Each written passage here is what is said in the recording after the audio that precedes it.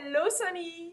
Hi, I'm so excited to be here. Thank you for being here with us. And for the people that don't know you already, you're actually a psychic, a medium. You're an intuitive, and you're a spiritual teacher. So we just love that, and we want to learn all what it takes to fully allow our soul, to express itself here on this planet. And I know you're all about that. So I saw one of your video where you were saying that all creation starts from the heart, and you were kind of opening your body like this and explaining how it is important. The posture is important for creation. Our attitude, our body posture is important. Can you tell us more about that? Yeah, I think I was doing a workshop and I was trying to share with people how, everything is created from the heart, and that is where our physical and our spiritual bodies meet. We meet in the center of our body, which is the center, which is our heart center. And so often people are kind of closed up and their heart is closed and they'll pull their shoulders in and block off. And when we want to create things, I know you do a lot of work with the law of attraction, and when you want to create things, you want to have your arms open and you want to be as big and as expansive and breathing into that heart. And so it's really important to be as open as possible to receive all that you desire and deserve. But it's hard to receive when you're closed off. So it was an example of just really being in our heart center, and then not only saying we're there, but feeling it and breathing into that space. So when we want to experience more in life, or things that are truly meaningful, we have to feel it in our heart. Right. Yeah. Because, we can think about it all day long. People write down and they write what they want to create, and they write their goals and they put them in great spaces, and they burn things and do ceremony, and all of that's great. But the thing that so often is missing in the intention behind it is to bring it into the heart and to feel what it feels like to have that experience, whatever it is that we're desiring. And that's where we feel it in the heart. And when we do feel it in the heart, we bring the physical and the spiritual together. Because that is our center. It's the center of we're both physical beings and spiritual beings. And sometimes we put a little attention more one way than the other. Yeah, yeah. So you're a person that receives higher guidance, and you're an intuitive. How does this work for you? How do you get those messages, and can we all do that? That's a great question. I love that question because it's really important to know that everyone has the natural intuitive gifts. It just is developed different ways for different people. So for me, I've been this way all my life since I was a child, and then really learned how to develop it. Not that I always wanted to. A lot of times I pushed it away and just did life until it got really hard, and then I used my tools again.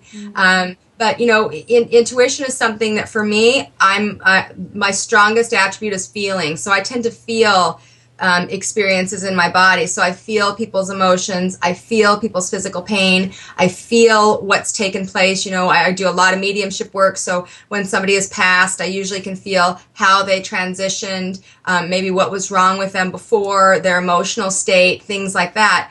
But everybody gets that gut feeling, that sense within them, and not always do they listen to it, because it really comes down to trusting themselves. And trusting that spirit is guiding us. And so it isn't just ourselves. We have a full spiritual team to work with, and yet we don't always take advantage of that, because oftentimes people here feel very alone, or like they have to do it on their own. So my intention in a lot of the work that I do is really to help people understand that we're all intuitive, and we've got to learn, are you a visual, are you intuitive through visual, through clairvoyance, where you see things or have dreams or have visions, or maybe you're a feeler like me, you're clairsentient, so you feel things, or maybe you're clairaudient, you hear messages, whether it's through songs or kind of, for lack of a better word, voices speaking to you, because they do, or maybe you are claircognizant, and things just pop into your head for no apparent reason. You don't know why they're there. You don't know where they come from. They just kind of pop out of the blue.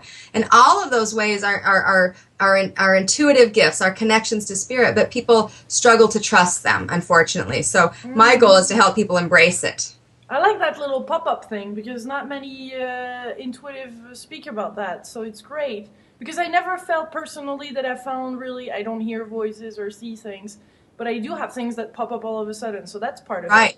it. And it's out of the blue. So it's not like, I was thinking about Aunt Susie and then all of a sudden I felt like I needed to call her. It's more like I'm driving down the road, I've got the radio on, the wind's blowing through my hair, and Aunt Susie pops into my head. And so then I call Aunt Susie because she pops into my head. That is an intuitive experience. And then when you call Aunt Susie, maybe something's going on with her. She's having a hard time, or maybe she, any number of things. Yeah. So yeah, that's a claircognizant, and it's actually one that people have the hardest time discerning because it just seems like it's random thoughts in our head. Yeah. So what are the conditions to help us to receive those messages, however they come?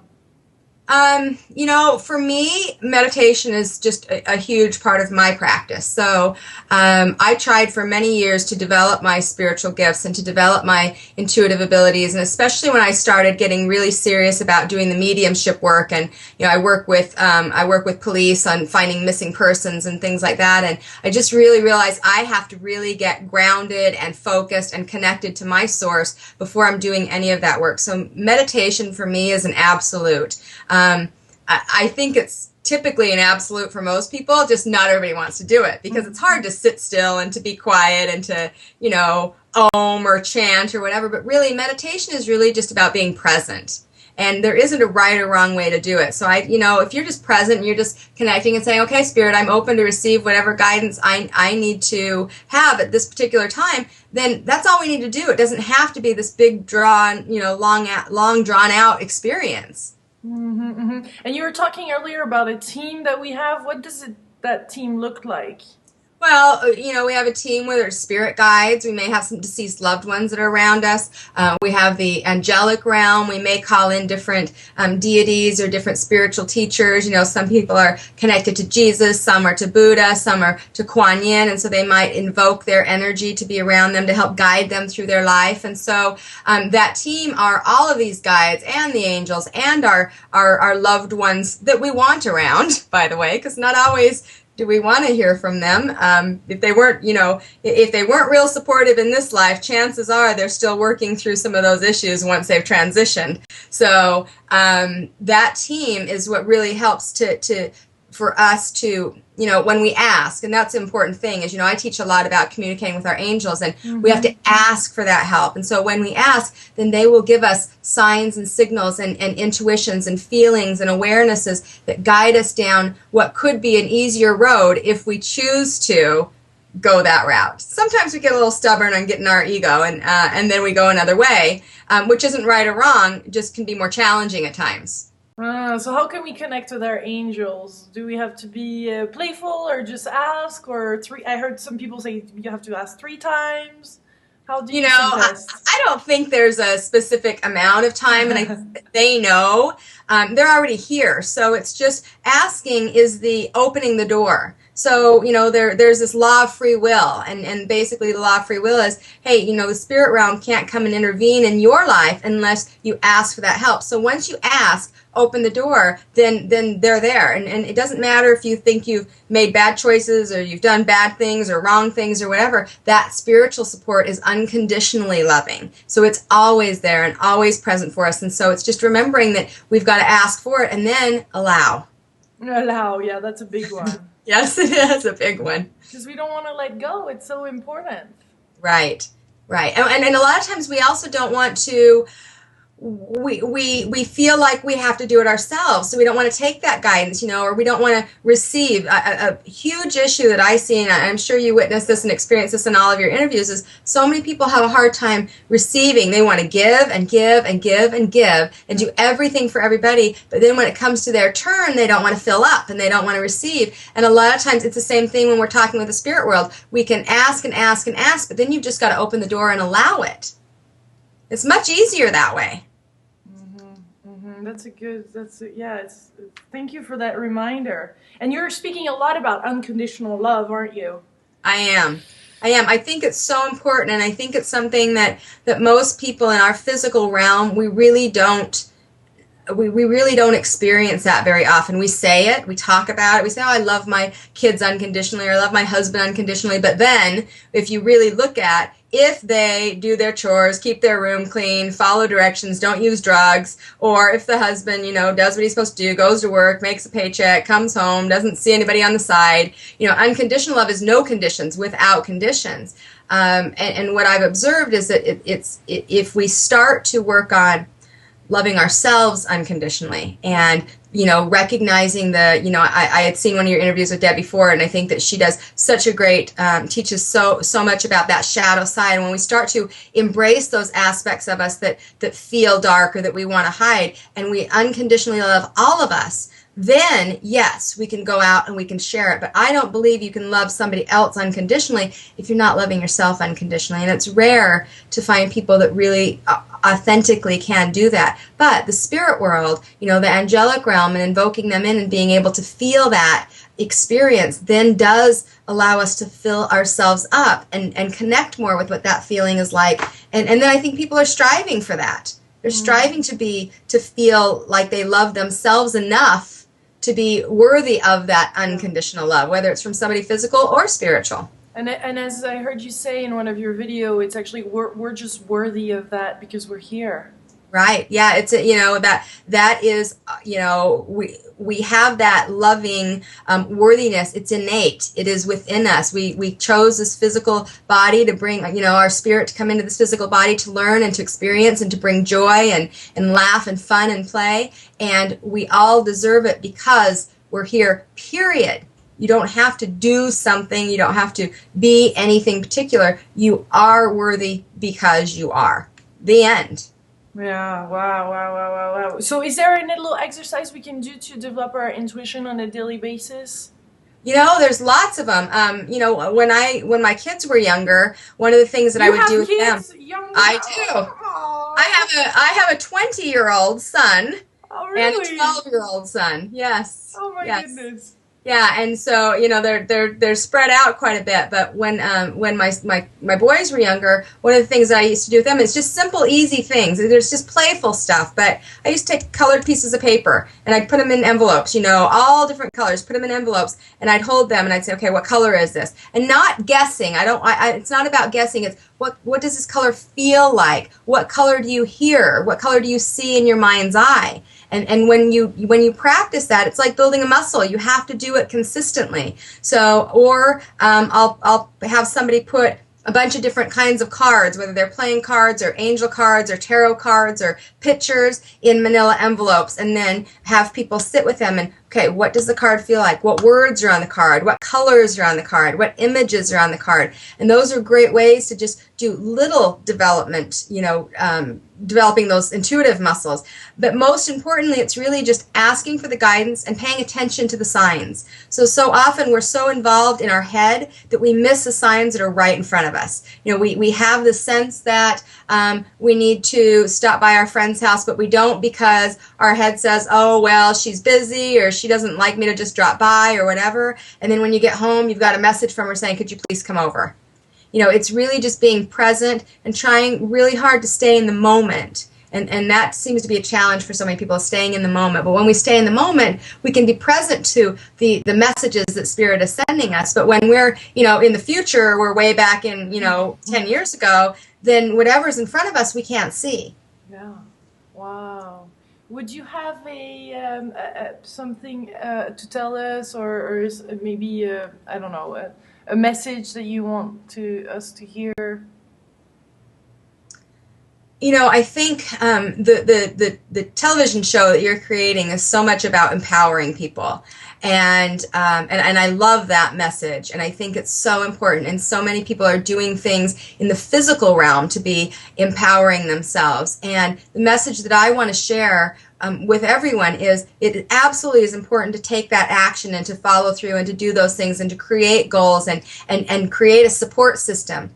But don't forget about the spiritual support system, your guides and your angels that are right behind you that can help hold that vision for you, that can give you guidance that otherwise you may be struggling with or maybe not seeing, that they can just open that door. And when things just seem to happen synchronistically, that's when Spirit's working with you. And it seems like it happens over and over again for people, and then for some reason it just stops. And that's usually because we start trying to figure it out. Well, why did that happen? Or how, I don't know, I don't understand how that could have happened. And instead of trying to just go, thank you very much, I'm so grateful that it did happen, we try to analyze it all. So if we can just remember that all of these things that we're wanting to create in our life and all the action that we're taking, which is wonderful, and the law of attraction and how we attract that back to us, but we have a team that can help us and make it easier and make life more fun, because it's supposed to be about fun. And I know you agree with that, because you've got that fun, spunky, playful energy. Well, somebody told me one day, I think it's Angie, that is a spiritual intuitive too, that told me that I had a little bear as a guide, and that he was a lot of fun and have his playful spirit. So can you see anything just like that? Can you tune in easily? Or yeah, and you know what? For you, it feels to me like one of the things that that I feel around you is I feel a lot of Shamuel, Archangel Shamuel's energy. And I'm not familiar, I don't know if you're familiar with the angels, but Archangel Shamuel, okay, Shamuel's energy is about love, and it's really about sharing that love with others. And that is really one of your strongest gifts, and I think your strongest supports in the spiritual realm is helping you to share that with other people. So being the example, it's not necessarily something that you have to do. It's being, and when you are that love, then you automatically allow others to experience that love. So Shamuel's energy is very, very strong with you. And the other thing is, I get a lot of water energy. Dolphins come to me with you, and a lot of that water energy, which is symbolic of natural intuition, first of all, but also the emotional aspect, and that you really do connect with people. It's not just something you want to do so you can be in front of a lot of people. It's because you want to do it to really help. So you're coming from the heart space, which is what Shamuel is about. And then that dolphin energy is really to be playful, but also that your intuition just comes in different ways that you don't always understand. And the more that you just open up to that and allow it, the more experiences you'll have also. And I think they're already happening. There's a lot of synchronicities in your life. You just haven't always seen it that way, but I definitely feel like you're on that path. Thank you. So for example, when we know that there is a certain angel around us or working with us, then we can just call that angel. Absolutely. And so we already know that they're present, but what we can do is say, for Archangel Shamuel, in your case, Archangel Shamuel, please allow me to have an experience that I can see you, hear you, feel you, or know your presence. So then you can start bringing that energy into your physical realm and know how to tell when that vibration is around you. So that part is just practice and discernment. It's learning how to discern, but it's the invitation, because otherwise their presence is there. But again, if we don't invite them in, if we don't ask them in, the door isn't open. But that's something, I had this conversation with Kimberly Maroney, that is also doing angels, and I was saying to her, but how about if we're scared to see them? I mean, I feel it's quite a strong, powerful energy, and some of us are scared. Yeah, and that's true. And so usually they won't come to us in the way that's going to create fear. That's why most of the time the messages from the angels come very subtly. It's very subtle. It's a sensation. It's a feeling. It's a intuitive thought. It's a message, because it isn't often that they're going to come and just show themselves because of that fear. And they don't want to scare us. That's defeating the purpose of creating that connection. So really they'll come in subtle ways. That's why it's so important to be present in the moment, because it's so subtle that it can be missed if we're not paying attention. And it can come in a lot of ways. It's like, the feeling of checking your bank account. And, I had this happen a year ago. I had this sense to check my bank account. I never check my bank account. I just always figure there's plenty of money in there, and so it's rare that I check it. And I had this feeling to check it, and it was like, it kind of was out of the blue, like that. It was just strange. So I knew I needed to follow through. Well, I did. I checked it, and I had, instead of making my house payment for, $1,999, I'd made it for $19,999. And it was really good that they let me know, because I was able to get it changed around within a couple of days versus, finding out and having, a big mess. So it's those subtleties that was just, why don't you check your bank account? That simple. And they really are that simple. It isn't those great big huge, I was laying in bed and they showed up and stood next to me and told me, oh, your husband's coming in 4 days, get ready. It's not like that. It's subtle, it's gentle, it's calm, it's serene most of the time. Guides can be a little bit stronger. The angelic realm is really gentle. Thank you, thank you. So you're just so that we're clear about this, because you're bringing the difference between angel and guides. They have different purposes and roles. Yeah, different purposes and roles. So the angelic realm has never walked a physical journey. They haven't been embodied. They can show up that way, but they haven't been physical beings. Where spirit guides have walked the earth just like we have. And as they have evolved, transcended their body and evolved, then they choose to help support other people with like missions. So they work with people that have this similar life purposes and goals. And so those guides can be anywhere from, Joe and Mark and Sammy to an Apache Indian elder, or a nurse from World War I, or, so they can be a lot of different people, someone from Egypt. So people have all different kinds of guides. And our guides and our angels are part of the team that's helping us to really connect and co-create. Really. Cool. Very cool. Thank you so much, Sunny, for spending the time with us. Oh, you're very welcome. It was great to meet you. Thank you. And I love the work you're doing. Thank you. Thank you.